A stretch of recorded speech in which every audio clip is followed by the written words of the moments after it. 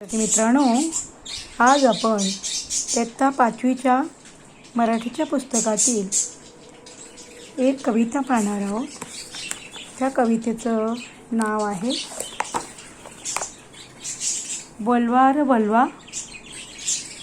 तर त्या कवितेचं मी तुम्हाला एक गाण्याचा व्हिडिओ पाठवेन, तर तो तुम्ही ऐकायचा आहे आणि तुम्ही सुद्धा तशाच पद्धतीने म्हणायचा प्रयत्न करा आणि तुम्ही म्हणून मला पाठवायचं. आता ही कविता आपण समजून घेऊया.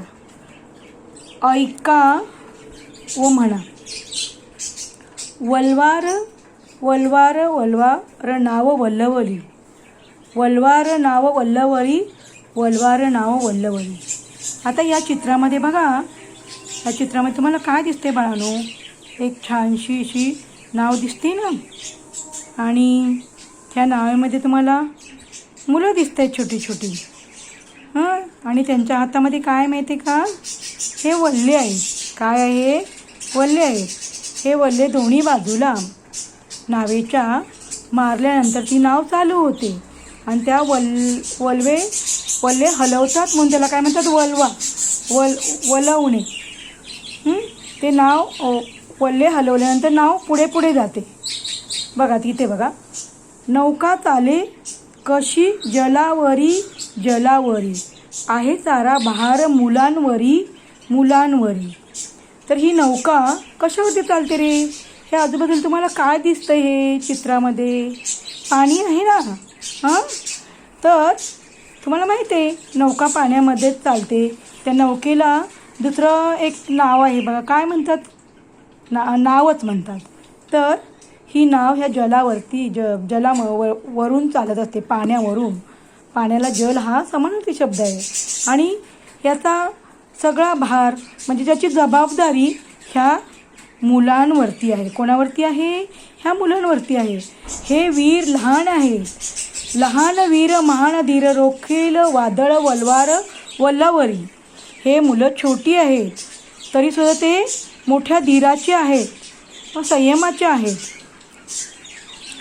ते मुलं वादळ वाऱ्याला सुद्धा घाबरत नाहीत.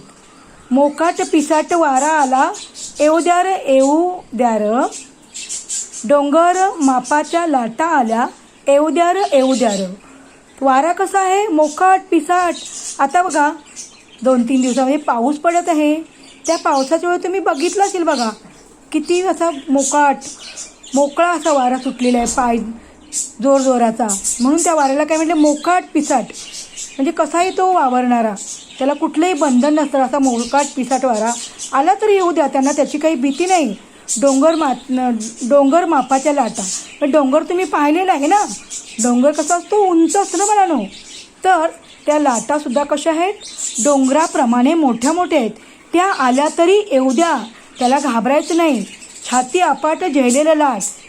तर त्यांचं धाडस एवढं मोठं आहे, अफाट आहे. तर त्या लाटासुद्धा ते झेलतात. रोखील वादळ वल्वार वल्लवली. ते वादळ वारसुद्धा अडवणार आहे अशी मुलं आहेत, धीट मुलं आहेत. आणि त्या वादळ वाऱ्यामध्ये सुद्धा ते नाव चालवतात, वल्लवतात. झेंडा माथ्यावर तीन रंगी तीन रंगी तीन रंगी, संचारवी जोम नव अंगी नव अंगी नव अंगी. बाळांनो, तुम्हाला माहिती आहे 15 ऑगस्टला वगैरे 26 जानेवारी आपण झेंडा फडकवतो ना, तर आपल्या झेंड्यांचा रंग कसा आहे? 3 रंगी. तिरंगी झेंडा म्हणतो की नाही, त्याच्यामध्ये 3 रंग असतात. एक हिरवा, एक भगवा आणि एक पांढरा. तर त्या झेंडा बघितला आपल्या अंगामध्ये एक उत्साह संचारवी जोम, तर एक उत्साह संचारलेला असतो. आपल्याला स्फुरण येतं ते झेंडा बघून, कारण आपल्या देशाचं ते झेंडा आपला आहे. डोले कसा बोले कसा, धैर्यानं नाव तुम्ही वल्वार वल्लवली. तर धैर्यानं मोठ्या हिमतीनं तुम्ही नाव ती वल्वा, चालवा. स्वातंत्र्य दौलत मोलाची रे मोलाची रे. आपलं हे स्वातंत्र्य कसं आहे? अनमोल आहे. ते खूप मोठी संपत्ती आहे आपली स्वातंत्र्य म्हणजे. कारण आपला हा देश पूर्वी कोणाच्या ताब्यात होता माहिती आहे तुम्हाला? इंग्रजांच्या ताब्यात होता. तर ते आपलं स्वातंत्र्य आपण जपून ठेवलं पाहिजे. सर्वांच्या जीवाच्या तोलाची रे तोलाची रे तोलाची रे, ती एक आस तो एक ध्यास, जोसानं नाव आता वल्वार वल्लवली. तर आपला एक ध्यास आहे, सर्वांनी आपलं स्वातंत्र्य अबाधित ठेवायचं आहे. कोणीही आपल्या स्वातंत्र्याकडे वाकड्याने बघितलं नाही पाहिजे. आणि तीच एक आस, तोच एक ध्यास आपल्या मनामध्ये ठेवला पाहिजे आणि मोठ्या जोशानं आपली नाव वलवायचे, असं ती मुलं वलवतात. तुम्हाला चित्रामध्ये दिसतंय. तर आता ती मी पाठवलेलं गाणं कविता ऐका आणि तुम्ही तसं म्हणून पाठ करून मला पाठवा. या कवितेचे कवी आहेत वसंत बापट. त्याच्यानंतर आपण याच्यावरती प्रश्नोत्तर घेऊया. थँक्यू.